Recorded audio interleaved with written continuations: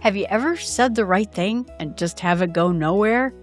Maybe it was a conversation that you've been building up for weeks and you finally said it carefully, honestly, and the person just looks at you. Maybe they just even, oh, okay, nod a little bit, and then they went ahead and did what exactly they were going to do anyway. Maybe you saw, something coming, at work or in your family relationships, and you said something to warn of this situation, and nothing changed. The situation unfolded exactly how you thought it was. And you get this feeling like you were left holding this strange mix of being right and also being ignored. That's what the name Samuel has for a face in the scriptures. Hi, everyone. Jill from the North Woods. I hope you're enjoying our studies of the Bible, looking at people and items and how we can understand the Bible a little bit better.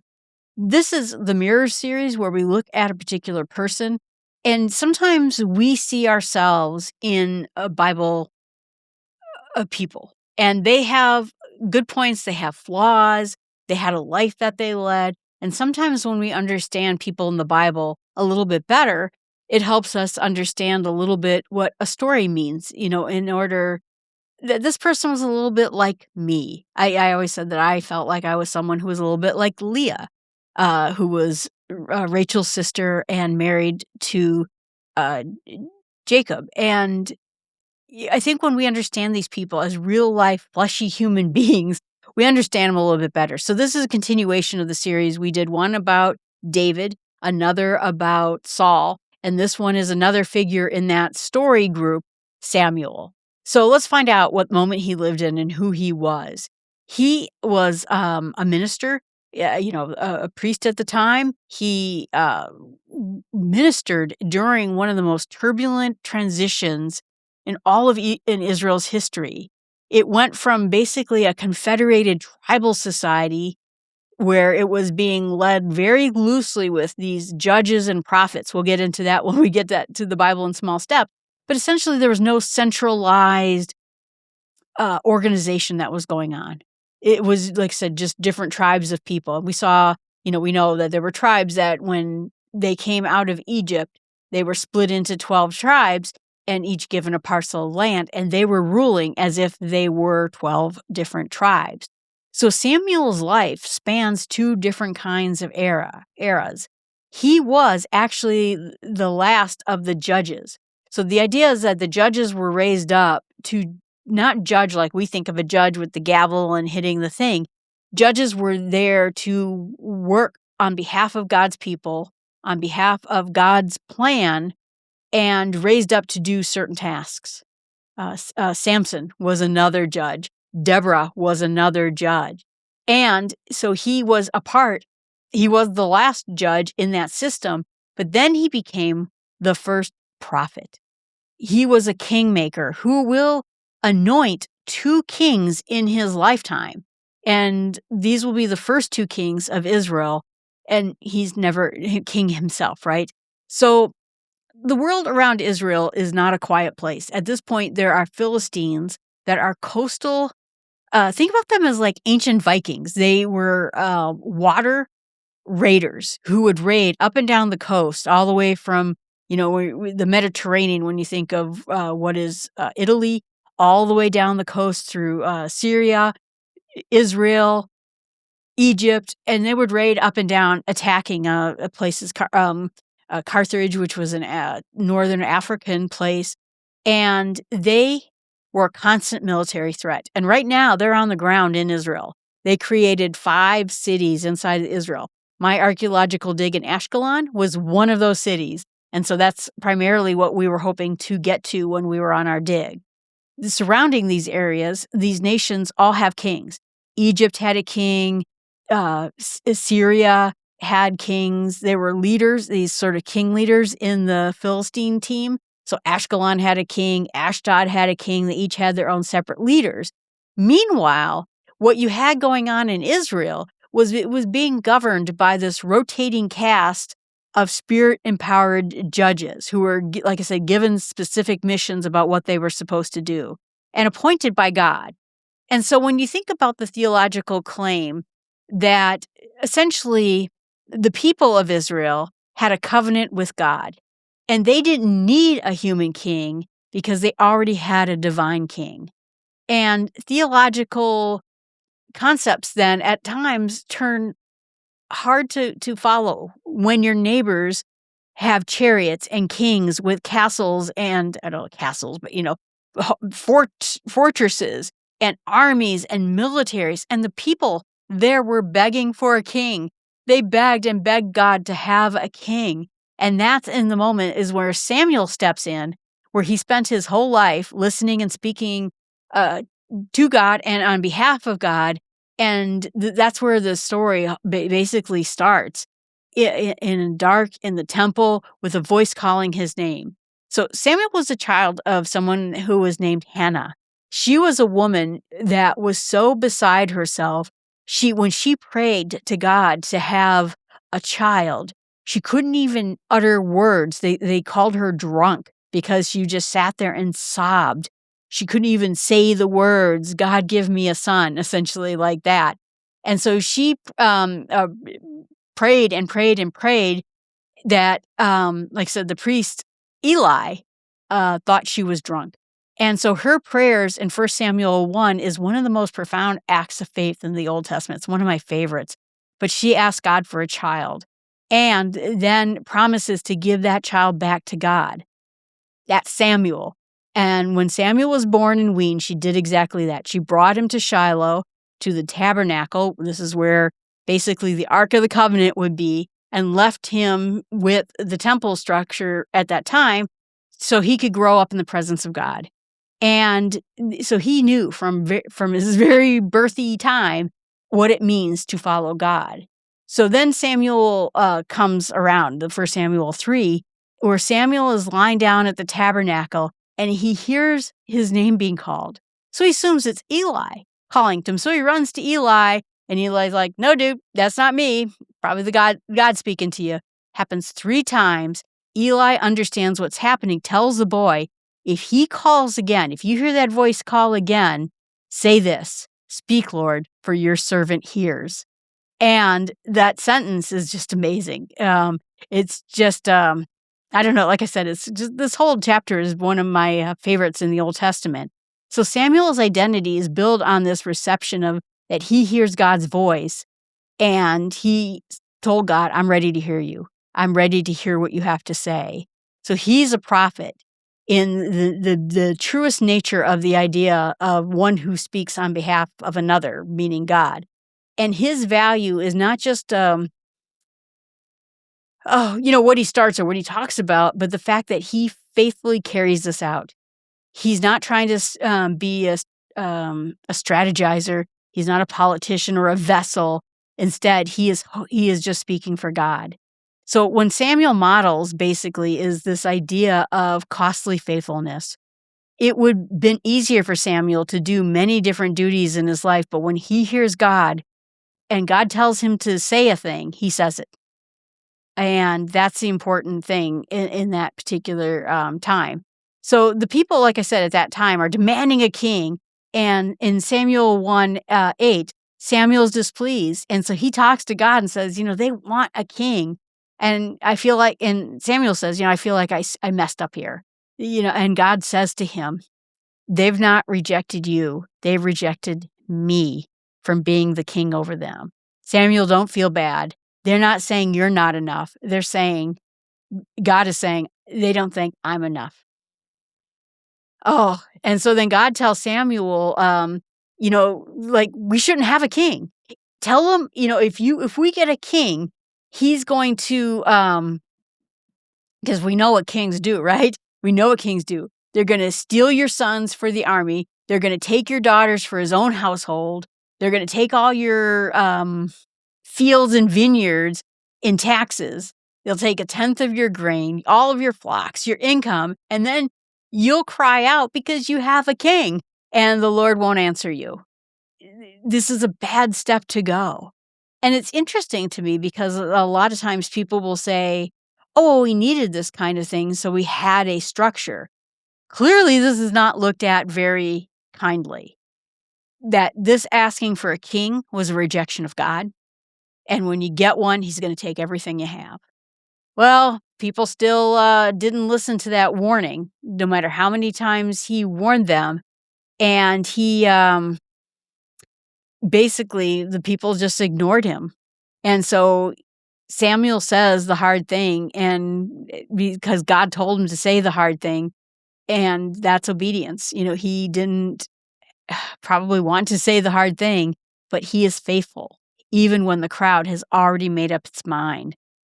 And this is the part I think that's the most important part of it, is that eventually God selects Saul.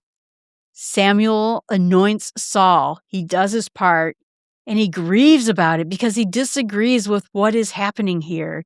But it doesn't paralyze him because he couldn't control it. This was not his decision to make. And so he continues to serve. He shows up. And in later chapters, he's going to eventually anoint David, weeping basically over the fact that Saul was such a failure as God reorients the next leader towards him.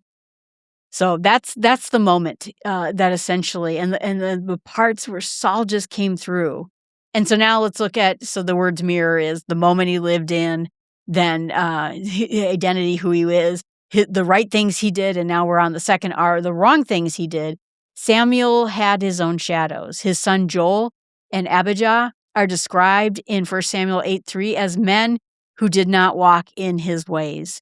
They turned to dishonest gain, taking bribes, perverting justice. The text doesn't really go into us and give us basically the answer, nor does it tell us what Samuel's internal response is to their failure. But that's the idea, is that a man who listens so carefully to God with such integrity for his whole nation, saying the hard things that have to be said, somehow just couldn't translate to his closest relationships, his sons, in his life. And then there's grief inside of Samuel that tips occasionally towards something, I think, harder.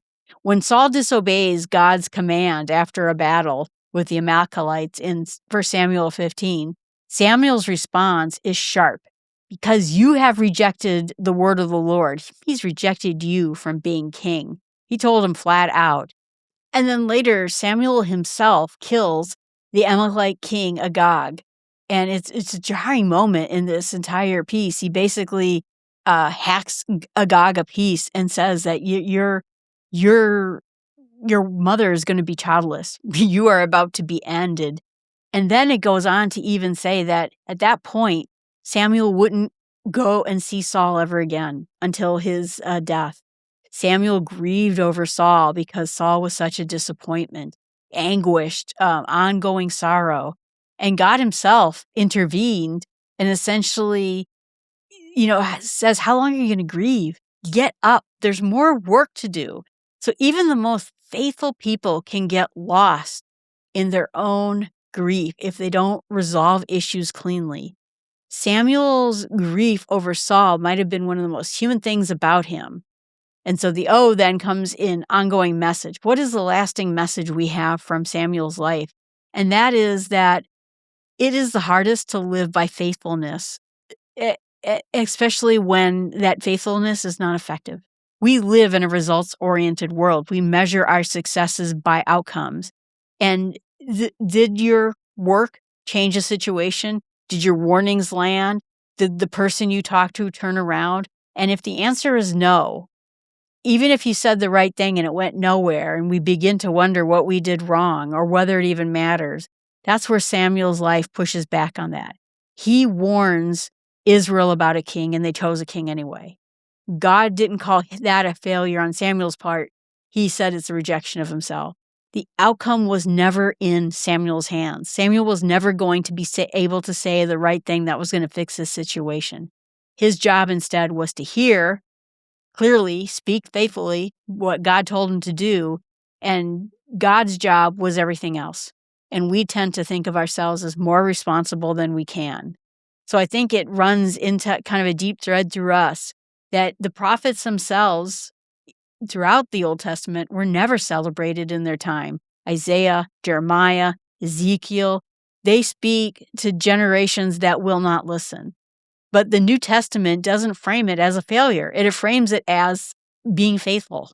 witnessing to a world that has not figured out how to hear God. And so Samuel's life points towards something greater, that in order for a figure to hear God perfectly, to speak for God so completely, but they also will get largely rejected by people he came to serve. Samuel was not Jesus. He was not perfect, but his life rhymes with something that comes later, a pattern of faithfulness of witnesses who were not heard, and they kept speaking anyway. That's the important part of having a faithful life.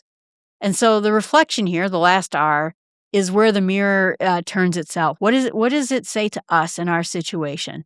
And so if there's a situation that you're in right now where you've said true things, you said the right thing, you said the God-directed things, and nothing changed. Maybe it was a conversation with someone you loved who had to make some difficult choices, and they chose not to follow the right path. Maybe it was a child who was walking away from the church and they walked away anyway. Maybe you're having a person that you tutored your whole life, mentored, and they're doing completely the wrong thing. Maybe you're having this own point in your own interior of your interior life where you feel like you failed, where you feel like things are not going the way they should, and maybe you didn't do a very good job of it. And instead, you might be thinking, maybe it wasn't worth saying. Maybe I should have done something else. Maybe you're the harshest critic you have. The idea is that you stay faithful. You stay faithful to God. Or maybe, in this particular point, you're grieving about something and you're just broken inside of your heart, and you need God to hear you grieving and say, get up, your work's not done. There's more to be done. So you're not bitter, you're not absent or silent, you're still doing God's work, but you're grieving so much on the inside. So really the quieter question that's underneath this is Sam's whole posture begins with the sentence, "Speak, Lord, for your servant hears." Boy, that's the message of all of Samuel right now. He could be a faithful voice. He could be a faithful listener. And he is someone who was being faithful to God. And so is God trying to say something to you that maybe you need to also be the servant who hears? And you've been too busy or too quiet or too grieving to hear that. The posture Samuel has isn't just about speaking true things to other people, but it starts with you being open to hearing it yourself. And the last is steps. If you're someone that you feel like Samuel really spoke to you, that you understand this idea of Samuel's life was built around small, consistent acts of listening and speaking. And if you feel like you're in that same spot, practice the prayer of Samuel, not as a formula, but as a genuine posture. Before you open up your Bible, before you start your day, try sitting around a few minutes and saying, "Speak, Lord, I'm listening." I think that speaks to me quite a bit because I'm always talking and I'm always reading and I'm always doing something. And do I spend a moment just saying, "Speak, speak, Lord, I'm listening." See what comes of it. See what you've been trying to avoid or you haven't been hearing, or what is out there trying to surface from you. If there's a situation where you're holding back on something because maybe you're afraid, or you're scared, or you're too grieving, maybe that's at that point where God is trying to ask you something and he is waiting for you to hear something. Samuel didn't wait for Israel to be ready. He said what he was going to say, whether they were ready or not. Or maybe you're carrying around grief over a relationship that didn't go the way you hoped it would, an outcome that you couldn't change, something that you said that just didn't land. Let Samuel's grief be permission for you to feel that without spiraling into despair. God came to Samuel, who was in mourning, and gave him a new assignment. Your work's not done here. Get up and start going. He didn't minimize the loss. God didn't tell him, "Oh, grow up," or say something harsh. Instead, he pointed Samuel back towards what was still possible. And that can happen for you too. Samuel never got to see the fruits of what he planted. He anointed Saul, who failed. He anointed David and then died before David's kingdom fully came together. But he did his part. He stepped off the stage. He did what he was supposed to do. Despite his warnings, he did it anyway, and that is enough. Scripture remembers him as one of the most faithful people. Hebrews 11 lists the prophets, the men and women who acted on what they believed without always seeing the outcome. Samuel's life is a mirror for anyone who has ever done the right thing and wondered if it even mattered. If it does matter. It does matter, and faithfulness is not measured by the outcome. It is measured by faithfulness to God. So in the end, speak, Lord, your servant hears. All right, everyone, thanks so much for watching. I hope you're enjoying the Mirror series. We have a few other ones out there. I made a playlist of them so that you can watch them together. I hope that helps you understand the people of the Bible a little bit better. You can find everything I do at jillfromthenorthwoods.com. I would love to hear from you. And if you want to email me at jill@startwithsmallsteps.com, I'd love to hear from you. Thanks so much and have a great day.